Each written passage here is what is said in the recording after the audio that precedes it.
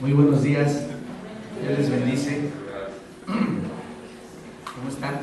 Bien. Bien, qué bueno. Ya somos dos. ¿Cuántos de los que estamos aquí hemos experimentado y estamos viviendo en el perdón de nuestros pecados a través de Jesucristo? Poquitos, los demás, ¿no? Voy a repetir la pregunta. ¿Cuántos de los que estamos aquí ya han sido perdonados sus pecados? Perfecto. Hoy el tema que Dios puso en mi corazón predicar le he titulado "Tus pecados te son perdonados". Tus pecados te son perdonados. Es el tema de esta prédica. Y te voy a invitar, por favor, que abras tu Biblia en Mateo capítulo 9 y vamos a concentrarnos en los primeros 8 versículos de este grandioso libro. Mateo 9, del 1 al 8. Si estás ahí, sígueme por favor con tu vista. Dice la palabra del Señor: entonces, entrando Jesús en la barca, pasó al otro lado y vino a su ciudad. Y sucedió que le trajeron un paralítico tendido sobre una cama. Y al ver Jesús la fe de ellos, dijo al paralítico: ten ánimo, hijo, tus pecados te son perdonados. Entonces algunos de los escribas decían dentro de sí: este blasfema. Y conociendo Jesús los pensamientos de ellos, dijo: ¿por qué piensan mal en sus corazones? Porque, ¿qué es más fácil decir: los pecados te son perdonados, o decir: levántate y anda? Pues para que sepan que el Hijo del Hombre tiene potestad en la tierra para perdonar pecados. Dijo Jesús entonces al paralítico: levántate, toma tu cama y vete a tu casa. Entonces él se levantó y se fue a su casa, y la gente al verlo se maravilló y glorificó a Dios, que había dado tal potestad a los hombres. Así como estás, vamos a poner este tiempo en las manos de Dios. Voy a invitar a que inclines tu rostro, cierres tus ojos y vamos a hacer una oración. Padre Celestial, Dios de la gracia, Dios de la misericordia, te damos gracias por la oportunidad que tú nos das de estar aquí reunidos como un solo cuerpo, con el único propósito de que tu nombre sea glorificado.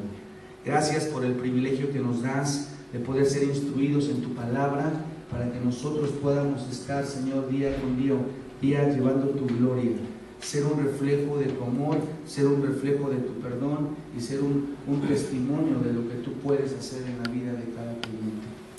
Ayúdanos, Señor Jesús, a que esta prédica venga, Señor, a entrar en lo más profundo de nuestro interior, en nuestro corazón, y podamos, Señor, salir con esa perspectiva de cuán importante es recibir el perdón tuyo de nuestros pecados.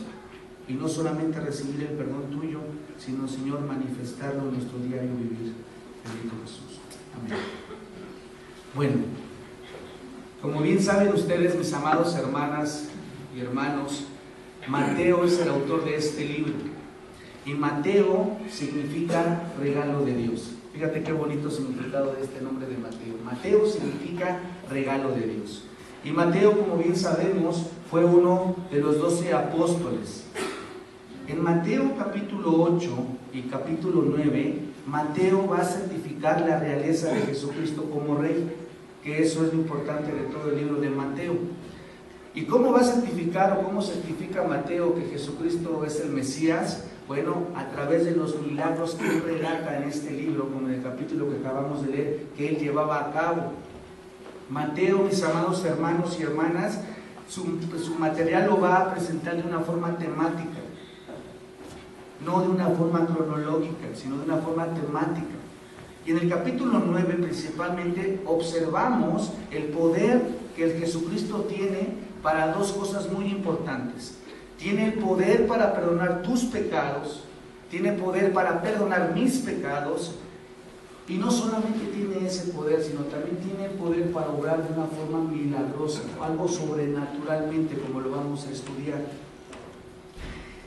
Y bueno, en este capítulo 9, que nos vamos a estar concentrando en las próximas 3 predicaciones que voy a tener con la ayuda del Señor, aquí nos van a mostrar 3 ejemplos de cómo el Señor perdona pecados. El primero que hoy vamos a estudiar y vamos a desarrollar con la ayuda del Señor es a través de un paralítico. Pero posteriormente, si sigues leyendo todo el capítulo 9, te vas a encontrar que también perdona los pecados a un publicano, y después de a ese publicano, también el Señor Jesucristo perdona a toda aquella persona que cree en el Evangelio de Jesucristo. Qué bendición el saber que un creyente o que una persona puede alcanzar el perdón de pecados a través del Evangelio, si cree en el verdadero Evangelio bíblico que el Señor Jesucristo vino a enseñarnos. Entonces, en estos primeros versículos que acabamos de leer, del 1 al 8, el Señor Jesucristo toca una necesidad, la necesidad más importante que toda la humanidad tiene, la más grande y la más trascendental que todo ser humano tiene, que todos los que estamos aquí, todos los que están afuera de esta iglesia tienen y tenemos, que es el perdón de nuestros pecados. ¿Quién no ha pecado en esta semana? Yo creo que todos de una o de otra manera hemos caído en un error, hemos caído en un pecado. Entonces, la reconciliación con Dios implica que somos un enemigo de Dios. Si tú y yo no nos hemos reconciliado con Dios, si tú y yo no hemos experimentado, o tú que nos visitas por primera vez, no has experimentado el perdón de tus pecados a través de Jesucristo, entonces eso implica que eres un enemigo de Dios. Y el hecho de que Dios tenga que perdonarnos, mis amados hermanos y hermanas y jóvenes, implica que nosotros somos los ofensores.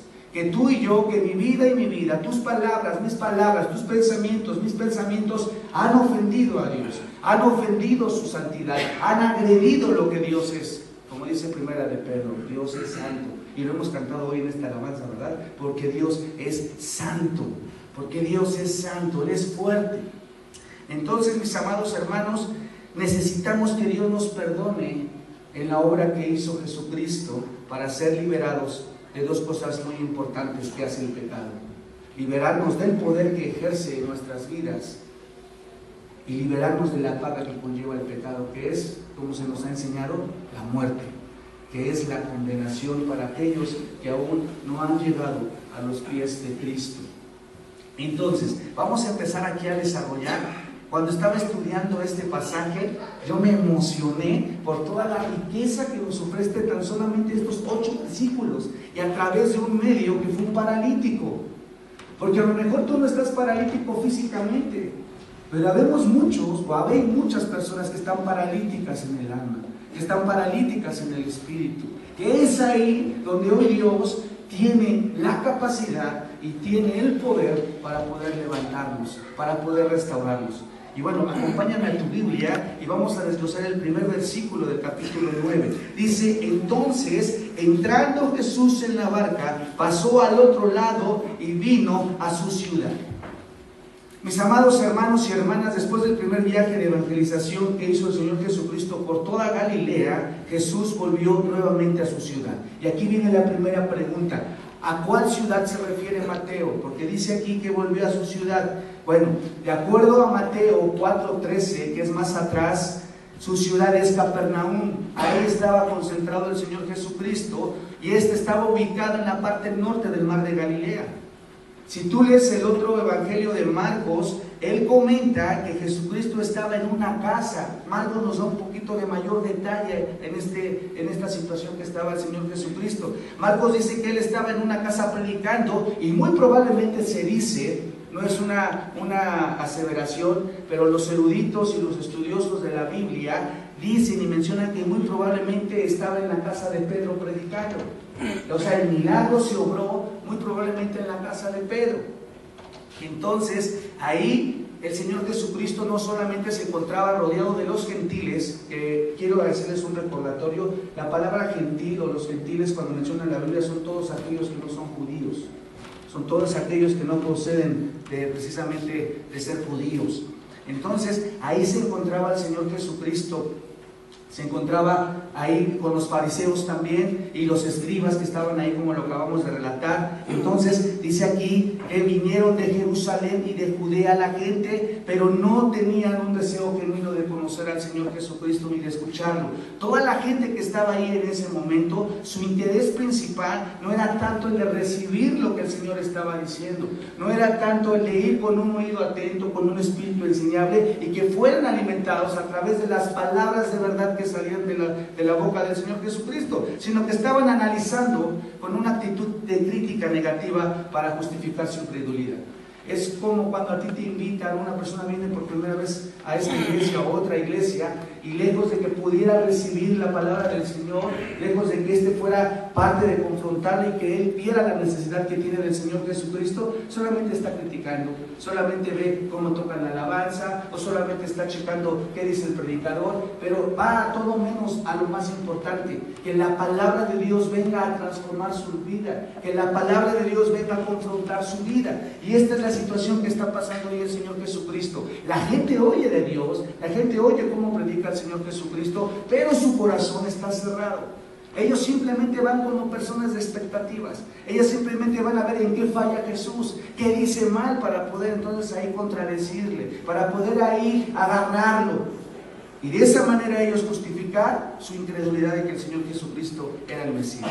Y fíjate entonces lo que dice el versículo 2: y sucedió que le trajeron un paralítico tendido sobre una cama. Y acá hay algo muy interesante. En el griego tienen la idea de que este hombre estaba condenado a vivir atado para toda su vida a una cama. Esto, mis amados hermanos, apunta entonces que la parálisis que este hombre tenía era muy severa, tanto que lo tuvieron que traer a una cama porque no podía caminar. La enfermedad lo dejaba impotente, privado de toda capacidad de acción, necesitando la ayuda de los demás. Yo no sé si tú has conocido a un paralítico o has visto a un paralítico, pero es un estado lamentable. Y antes, en aquel tiempo, se consideraba que toda persona que tuviera una enfermedad, y más que hubiera nacido de ese tipo de cuestión, era porque se encontraba en pecado, o porque sus padres habían pecado y estaba pagando las consecuencias de los pecados de sus papás. Y mira, acá hay algo muy importante: así es como nos deja el pecado a nosotros cuando no han sido perdonados. Ese es el efecto que causa el pecado en tu vida y en mi vida, como en el caso del paralítico. Nos deja imposibilitados, incapaces de valernos por nosotros mismos. Tanto que nos sentimos incapaces de valernos de nosotros mismos, que necesitamos o necesita la gente buscar la paz en muchas cosas, en muchas personas, en muchas situaciones, menos en el Señor Jesucristo. Porque no pueden entender, no pueden asimilar que Jesucristo es el camino, la verdad y la vida, que Él es el príncipe de paz. Y tratan de llenar ese vacío existencial, tratan de llenar ese vacío que les provoca el que les dejó su esposo, o el que el hijo se fue, o la situación de que no tienen trabajo, y buscan mil formas, buscan mil maneras de encontrar la respuesta a sus problemas, a sus necesidades, pero no van en el camino correcto, no van a la fuente correcta, que es el Señor Jesucristo. Y esto es lo que está sucediendo aquí entonces. Marcos 2, si tú estudias el capítulo 2, versículo de 1 al 4, nos da un mayor detalle de este evento. Y vamos ahí, acompáñame a tu Biblia, por favor. Es el siguiente libro de los primeros 4 evangelios del Nuevo Testamento, y vamos a ver qué nos dice ahí Marcos referente a esta situación de lo que acabamos de leer. Como te dije al principio, Marcos nos da un mayor detalle de lo que aconteció en este evento grandioso. Qué dicha y qué bendición pudo haber experimentado este paralítico, y lo vamos a ver al final, cuando escuchó de los labios del Señor Jesucristo: tus pecados te son perdonados. Tú ponte en la situación del paralítico. ¿Qué hubiera pasado si tú hubieras nacido paralítico? O que por un accidente quedaras paralítico. ¡Wow! Te aseguro que tu vida cambia. Te aseguro que tus pensamientos cambian. Porque te vuelves dependiente de las personas, y más si eres de las personas orgullosas que estás acostumbrado a hacer las cosas por ti solo o por ti solo, decir: yo no necesito de nadie. Híjole, imagínate depender cuando has llevado una vida independiente. Fíjate lo que dice aquí Marcos entonces. Dice, entró Jesús otra vez en Capernaum después de algunos días y se oyó que estaba en casa. E inmediatamente se juntaron muchos, de manera que ya no cabía ni aún a la puerta. Y les predicaba la palabra. Fíjate, no cabían en la casa. Estaba abarrotado ahí ese lugar. Y les predicaba, ¿qué dice ahí? La palabra de Dios. No les predicaba de su experiencia. Jesús no les predicaba de cosas personales. Jesús siempre predicaba las verdades del reino. Siempre predicaba lo que realmente la gente necesitaba, no lo que la gente quería escuchar, no lo que a la gente le gustaba. Jesús predicaba y siempre predicaba la mayor necesidad que siempre ha tenido la humanidad desde la caída del hombre: el perdón de sus pecados, la reconciliación del hombre con Dios, el reconocer que somos incapaces de poder obtener algo, algún beneficio solamente con nuestras obras. Y esto es lo que está pasando acá. Les predicaba la palabra. Mira, ¿te has puesto a pensar qué privilegio sería en aquel tiempo haber escuchado al mismo Hijo de Dios predicar la palabra? ¿A quién no le hubiera gustado estar en aquel tiempo? Y saber que así como estás sentado, bueno, en aquel tiempo, no sé si había sillas, o mejor probablemente sí, pero escuchar al Hijo de Dios, que te predicara el mismo Hijo de Dios, Dios mismo encarnado. ¡Qué bendición! Estos ingratos tuvieron esta bendición, pero por la dureza de su corazón, por la incredulidad, rechazaron el mismo evangelio del mismo Hijo de Dios. Entonces no te preocupes si cuando tú predicas, si cuando tú estás evangelizando, la gente no quiere escucharte. Si a Jesús mismo le pasó. Ahora fíjate lo que está diciendo Marcos, dice el versículo 3. Entonces vinieron a él unos trayendo un paralítico. Fíjate, aquí ya nos da mayor detalle. Que era cargado, ahí nos dice, ¿cuántas personas, dice tu Biblia, que estaban cargando este paralítico? 4. Y como no podía acercarse a él a causa de la multitud, descubrieron el techo de donde estaba y haciendo una abertura, bajaron el techo en que yacía el paralítico. Amados hermanos, había tanta gente que no lo pudieron meter por la puerta. Tuvieron que subir por unas escaleras, muy probablemente, y romper el techo que era de arcilla. Todas las casas en aquel tiempo eran de arcilla. El techo era de arcilla. Quitaban las tablas y lo colocaban sobre unas vigas, o colocaron a este hombre sobre unas vigas, y así se construían en aquel tiempo las casas, a través de vigas y a través de la arcilla que era el techo. Y esto implicaba, mis amados hermanos, un gran esfuerzo. Miren, muchas veces por evitarnos la fatiga o por evitarnos hacer un esfuerzo de más, dejamos de hacer cosas que valen la pena, o que pueden traer bendición a tu vida, o a mi vida, o a tu propia familia. Imagínate entonces esto, el esfuerzo que hicieron estos 4 amigos del paralítico no era cualquier cosa, porque implicaba sacrificio, implicaba ir una milla más. Y ese esfuerzo que hicieron estos 4 amigos por este paralítico para llevarlo hasta donde estaba el Señor Jesucristo, mostraban la fe que tenían en Jesucristo para sanar a su amigo, al paralítico. Estaban tan convencidos de que Jesucristo podría sanarlo, que estuvieron dispuestos a atravesar toda esa gente, y no solamente atravesarlo, sino hasta subirlo si ser necesario, y abrir el techo y bajarlo, y es más, arriesgándose que el dueño de la casa los corriera o les cobrara por dañar su casa. Es como tú que vas, que te enteras que está predicando, y imagínate, y ven y rompen tu loseta que te costó 50,000 pesos, y ves que ahí tienen los boquetotas ahí para, ¿qué harías tú? ¿Te daría gusto? Pues no, probablemente no. Esta es la situación. Ellos estaban arriesgando a eso, a que fueran corridos, a que les cobrara el dueño de la casa. Entonces imagínate el evento, lo van cargando hasta el techo, abren el techo y lo bajan. Perseveraron en su doble empeño, a pesar de todos los obstáculos, hasta colocar a su amigo a los pies del maestro. ¿Qué hubiera pasado si estos amigos hubieran sido mexicanos? Los mexicanos desafortunadamente tenemos ante otras naciones un mal concepto del mexicano. Lo ven como chanichón. En un nopal ahí con sus harapis, sus hombres, y ahí todo acostado, bien flojeando.